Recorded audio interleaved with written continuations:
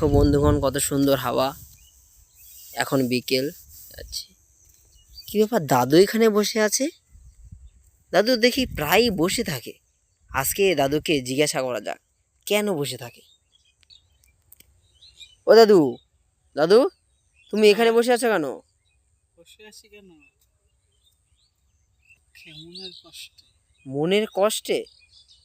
কি বলো, তোমার দেখি প্রায় তুমি দেখি এখানে বসে থাকো, একা একা বসে থাকো। তুমি দেখি প্রায় বসে থাকো, কারণ কি? তুমি আজকে আমার একটু বলতে হবে যে দাদু, যে তোমার কেন কেন এত কষ্ট। আচ্ছা দাদু, প্রেম হয়েছিল? হ্যাঁ, প্রেম হয়েছিল ভাই। সে মনের কষ্ট কারোর বলতে পারছি না। তাই?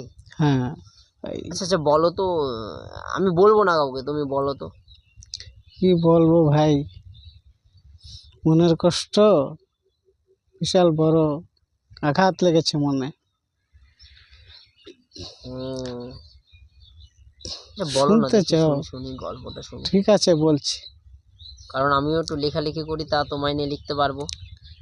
ঠিক আছে, তুই শুনতে চাইছিস যখন বলছি। কেউ শুনতে চায়নি আজ পর্যন্ত, কেউ জিজ্ঞেসও করেনি। আমি একটা মেয়েকে ভালোবাসতাম, ও আমাকে ভালোবাসতো, কিন্তু আমার রোজগার খুবই কম। ওর চাহিদা ঠিক মতো মেটাতে পারতাম না।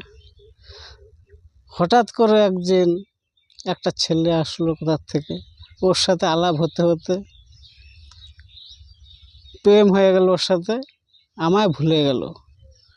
ওর অবশ্য বিশাল পয়সা, যখন যা চায় তাই দেয়, আমি দিতে পারিনি, তার জন্য আমার ছেড়ে চলে গেল। কি নাম ছিল, ভাই মনে আছে?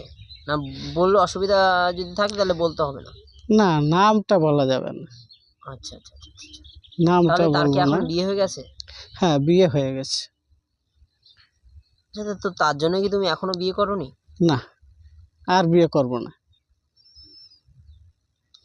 এইভাবেই জীবনটা কাটিয়ে দেব। এতটা ভালোবাসতে? আমি ওকে এখনো ভালোবাসি, ভালোবেসে যাব। তোমায় বুঝি আবার মনে করিয়ে কষ্ট দিলাম? না ভাই, তুই কষ্ট দিবি কেন? তুই তো ভালোই জিজ্ঞেস করলি, বললাম। কষ্ট দিয়েছে তো ও আমাকে, ভালোবাসা দিয়েও আবার ছেড়ে চলে গেল।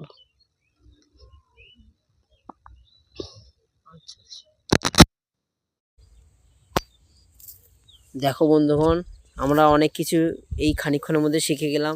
তার একজনের অভিজ্ঞতা, তার জীবনের